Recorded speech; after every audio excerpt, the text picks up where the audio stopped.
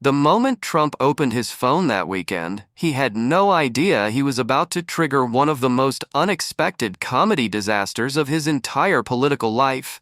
Not because he did anything heroic, historic, or meaningful, but because his own behavior was so loud, so chaotic, and so relentlessly bizarre that two completely different comedians on two completely different networks ended up roasting him for the exact same reasons without even realizing it. That's the part that stings the most. Not that they made fun of him, Trump is used to that, but that they exposed something he never meant to reveal. Something he tries hard to bury under speeches, rallies, and long rants on Truth Social. And it all starts with a weekend meltdown that spiraled into a nationwide punchline. While most former presidents spend retirement, golfing, or staying out of the news, Trump does the opposite. He floods his own social platform with posts that bounce between bragging, complaining, threatening, and advertising anything with his last name on it. In a single weekend, he fired off messages about Biden, voter ID laws, beef prices, late-night photos of a ballroom he wanted approval for, the key to the city of Miami, complaints about Time magazine photos, and even a plea to get an NFL stadium named after him. It was less like a political update and more like watching a man empty his entire emotional backpack on the internet. And right while this was happening, Nikki Haley debuted her Grumpy Old Men campaign ads targeting both Trump and Biden. That alone put Trump in a sensitive mood. He hates being mocked by politicians, but he absolutely cannot stand being mocked by comedians. Unfortunately for him, two of the sharpest ones in the country, Jimmy Kimmel and Michael Che, happened to be watching the same news cycle he was creating. Kimmel struck first. Not because he planned to, but because Trump handed him material so absurd that ignoring it would have been a crime against comedy. Kimmel highlighted Trump's claim that Senate Republicans promised a future vote on health care, a vague pledge that meant absolutely nothing. And Kimmel delivered the punch with that signature smile that says, "I'm not angry, I'm just amazed you actually said this out loud." He compared Trump's team of loyalists to a band of sicko pants. A jab so clean and accurate that the audience erupted before Kimmel even finished the sentence.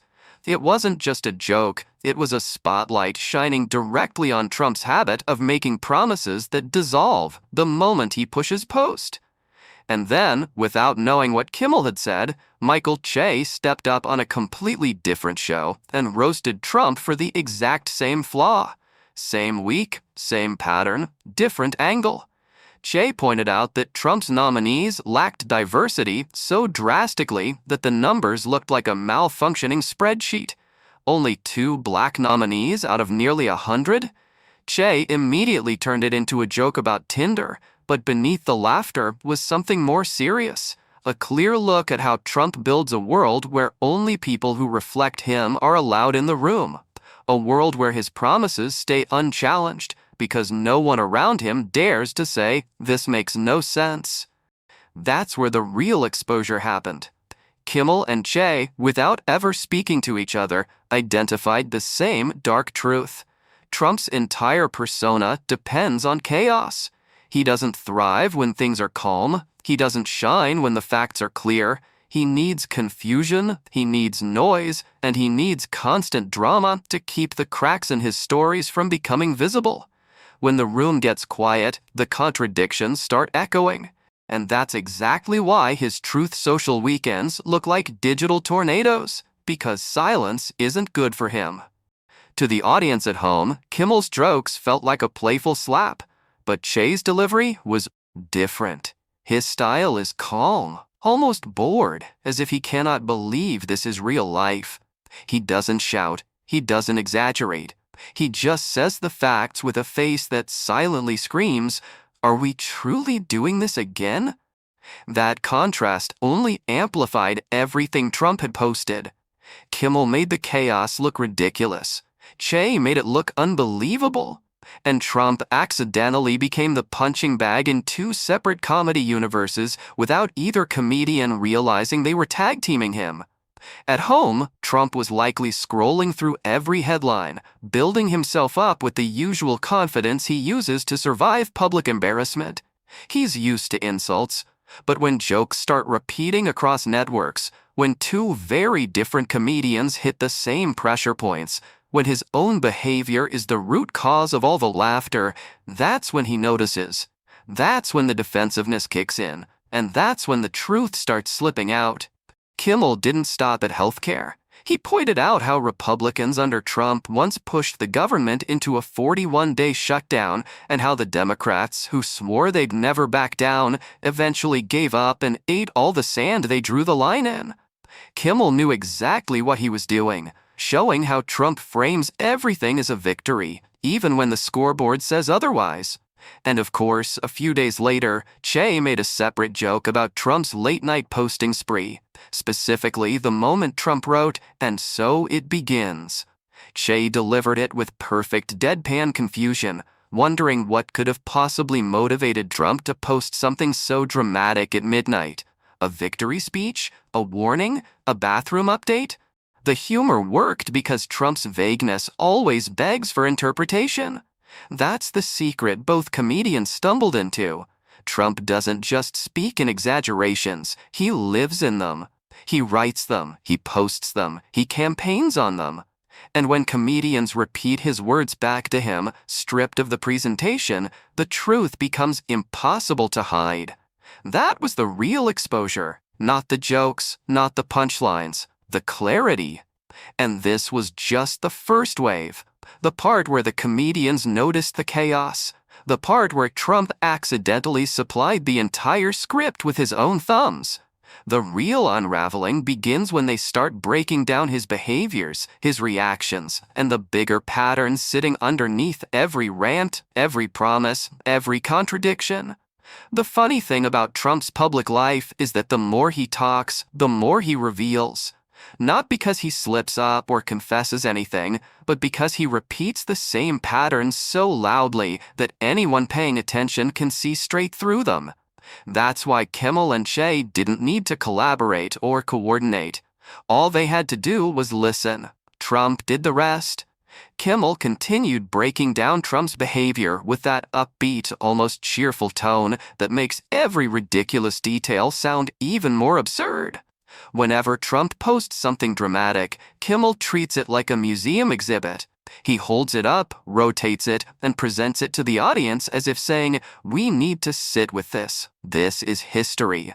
And it works because Kimmel doesn't need to exaggerate. Trump already did the heavy lifting by blasting his thoughts into the internet at 3 a.m. And then there's Michael Che, who reacts like a man sitting in a quiet room trying to solve a puzzle that has way too many missing pieces. While Kimmel laughs at the chaos, Che looks genuinely confused by it. He talks about Trump the way you talk about a bizarre animal you spotted in your backyard, fascinated, startled, and unsure whether to call someone or just continue watching. That difference in tone is exactly what made their unplanned double roasting so brutal. Trump's behavior didn't just look ridiculous, it looked unbelievable. And Trump continued giving them material. He made comments about immigration, about shutdowns, about foreign affairs, about drug smuggling boats blown up near Venezuela, jumping between subjects so quickly that it felt like someone kept hitting the shuffle button on his thoughts. Normally, political commentary tries to interpret what a leader means. But with Trump, the commentary becomes an attempt to interpret the emotion behind the message. Was he angry? Was he excited? Was he just typing whatever crossed his mind? When Che mentioned Trump complaining about a Time magazine photo and saying they disappeared his hair, Che didn't even need to create a joke. The joke was already baked into the statement. All he had to do was repeat it. This was the pattern both comedians picked up without realizing it. Trump doesn't communicate like a politician. He communicates like a man who can't believe the world isn't revolving fast enough around him. Every post demands attention. Every reaction must be immediate. Every problem is exaggerated, and every win is inflated into a historic achievement. It's the same rhythm every time, and that rhythm is what Kimmel and Che exposed. Kimmel walked the audience through the government shutdown, Trump's tweets, and his endless explanations that contradict each other. But Kimmel didn't just tell jokes, he revealed how Trump sees himself. A man who turns losses into victories by announcing that they were victories before anyone can correct him. A man who demands credit when things go well, but insists he had no involvement when things go wrong. A man who posts "and so it begins" at midnight like a movie villain starting a plan no one was aware of. Che, on the other hand, peeled away a different layer. He made Trump's world sound surreal, like a strange documentary filmed in a parallel universe. When Che joked that someone protesting Trump's indictment needed 3 days to put on her Joker makeup, he wasn't just teasing the woman. He was highlighting how theatrical Trump's entire political orbit has become. Everything around Trump feels like a performance. Dramatic, exaggerated, overproduced. Even the supporters end up mirroring the energy. That's what made this accidental double roasting so powerful. Kimmel focused on the absurdity, Che focused on the disbelief. And when both angles hit in the same week, Trump's behavior became impossible to defend. It started to look like a pattern, not a coincidence, not an off day. A pattern that reveals exactly why Trump attracts so many jokes, because he never stops giving people something outrageous to react to. Both comedians also pointed out how Trump reacts when he's cornered. When a city elects a mayor he doesn't like, when a court issues a ruling he disagrees with, when a newspaper uses a picture he hates. He doesn't respond like a former president, he responds like a man sending angry texts to a group chat that no one reads. He blames everything except himself. He leaves vague messages like cliffhangers. And so it begins.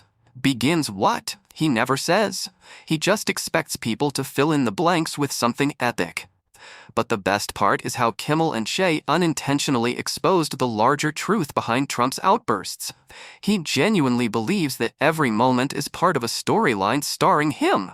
When he brags about the wealth of billionaires increasing after he took office, Kimmel mocks the idea that regular people are supposed to feel excited about becoming poorer while the richest people gain $60 billion.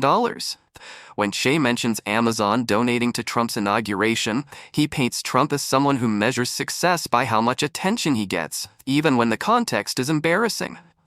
The more you listen to both comedians, the clearer it becomes. Trump's darkest secret isn't hidden in documents or investigations. It's visible in the way he reacts to everything. He cannot function unless he is the center of attention. The applause, the praise, the headlines, even the criticism, feeds the same machine. And when two major comedians roast him in the same week, it doesn't just bruise his ego, it exposes the dependence. By the time Kimmel and Che finished their separate monologues, Trump wasn't just a former president being teased. He was a character, not tragic, not heroic, just strangely committed to every exaggerated idea he posts. The comedians weren't attacking his policies or his speeches, they were breaking down the logic behind the man himself. And that, more than any punchline, is what made the roasting feel like an X-ray. Once the comedians peeled back the surface layer of Trump's chaos, things got even more interesting.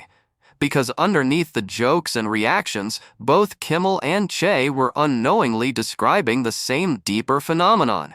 Trump exists in a universe where logic is optional, reality is flexible, and every situation must bend in his direction, no matter how strained it makes the facts look. Kimmel highlighted this effortlessly. When Trump bragged about his accomplishments during his first 100 days, Kimmel didn't argue with him. He simply replayed Trump's own claims. And each time Trump declared that something historic or unprecedented had happened, Kimmel would give a small pause, letting the audience feel the weight of the exaggeration. Trump's confidence didn't match his results, and that mismatch became comedy gold. Kimmel didn't have to dig. He just placed Trump's statements next to reality, and the contrast did all the talking. Che took a different approach, but ended up exposing the same truth. His humor came from trying to interpret Trump's world as if it were a documentary filmed on a distant planet. He'd hear Trump talk about showers, water pressure, or hair care, and he'd respond with disbelief, as if he was trying to understand an alien custom. When Trump said he wanted a nice shower to take care of his beautiful hair, Che delivered the line with the tone of a man who truly cannot believe this is a presidential concern. That quiet disbelief revealed something important. Trump often speaks with the same priorities and complaints as a reality show contestant, not a world leader. And that revelation wasn't intentional. Che wasn't trying to break down Trump's psychology, he was just reacting honestly. But honest reactions are dangerous for someone who survives on myth. Trump needs exaggeration, he needs spectacle, he needs a stage. When comedians remove the stage lights and simply respond like regular people, the performance starts falling apart. Kimmel, meanwhile, doubled down on exposing the theatrics behind Trump's behavior. He pointed out how Trump often announces things with dramatic flair, phrases like, "We'll see what happens," "Everyone is talking about this," or "I alone can fix it." Kimmel rarely counters these statements directly. Instead, he mocks the tone. He shows how Trump talks like a character who believes he's narrating a blockbuster movie, even when the topic is something mundane or irrelevant. That's what makes the roasting so effective.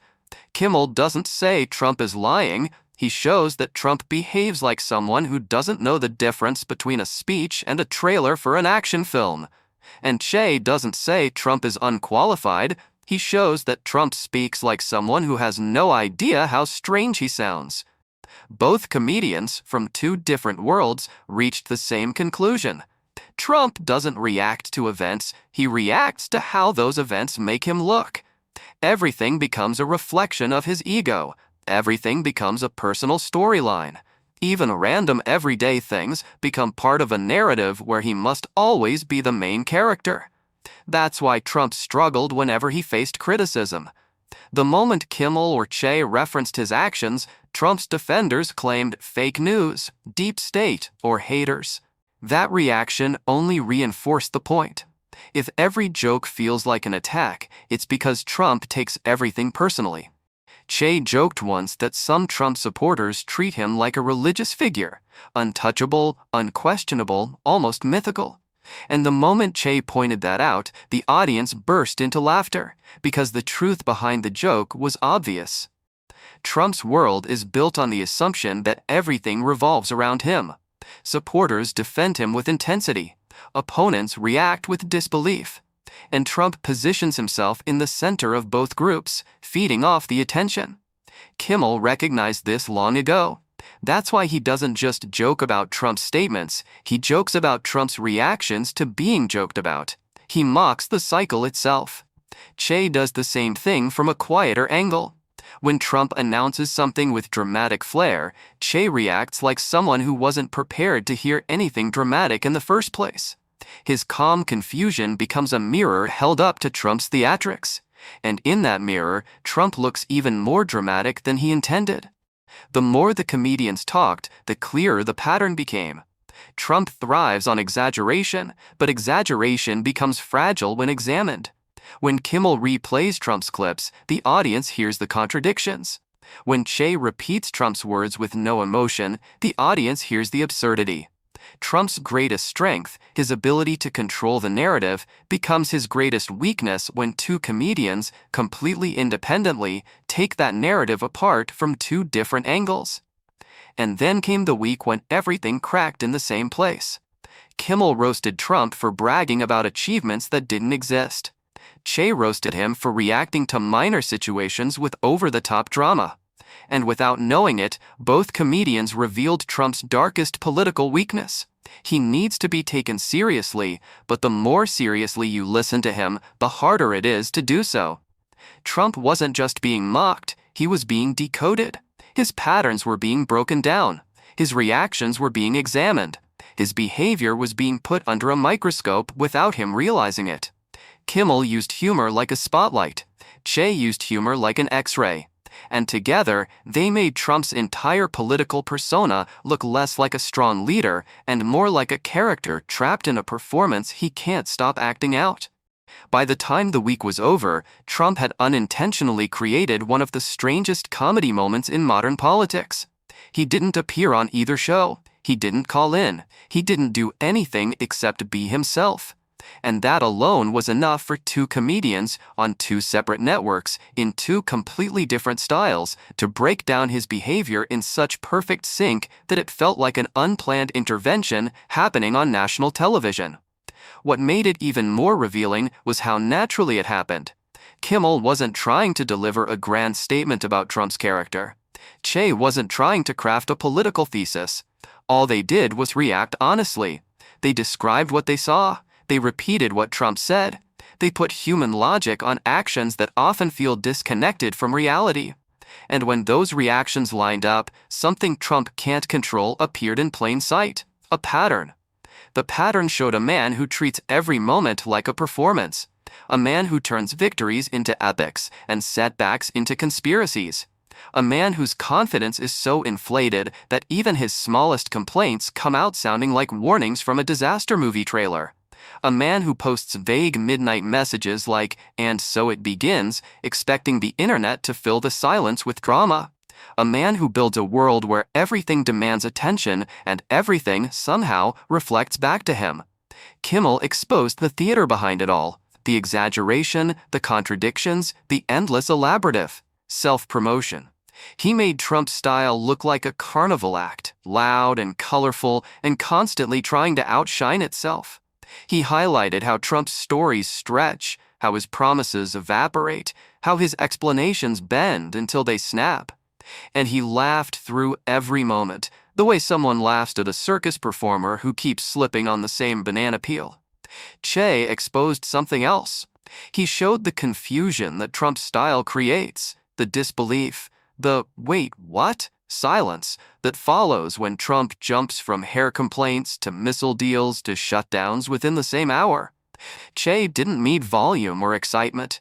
His tone alone made Trump's theatrics look even stranger. He sounded like a man trying to interpret a message from another dimension, and that's exactly how Trump often communicates. And that is where both comedians accidentally delivered the same blow. They revealed the truth that Trump's political persona depends entirely on distraction, noise, motion, conflict. As long as there's chaos around him, the cracks hide in the blur. But the moment someone stops, listens carefully, and repeats what he just said, the illusion dissolves. The exaggerations look flimsy, the contradictions stand out, the confidence loses its shine. Two comedians did exactly that on the same week, not as a plan, not as a partnership, just by reacting honestly. And in doing so, they exposed the part of Trump he never wants anyone to see. The version of him that looks smaller when the lights stop flashing. The version that sounds confused when his words are stripped of energy. The version that becomes unintentionally funny when he tries too hard to be dramatic. Trump doesn't fear jokes. He fears clarity. Because clarity turns the performance into a mirror. And this time, that mirror came from two entirely different directions, reflecting the same image back at him.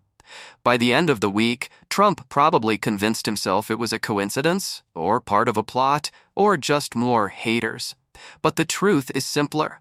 He creates a level of chaos so loud that anyone with a microphone eventually notices it. Kimmel saw the exaggeration. Che saw the confusion. Their audiences saw the pattern.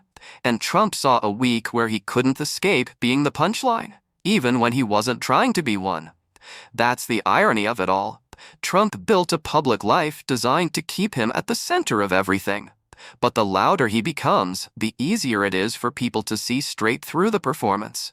Kimmel laughed at it. Che questioned it. Millions watched it. And Trump, without even realizing it, provided every piece of material on his own. If comedy reveals truth, then this week revealed more than Trump intended.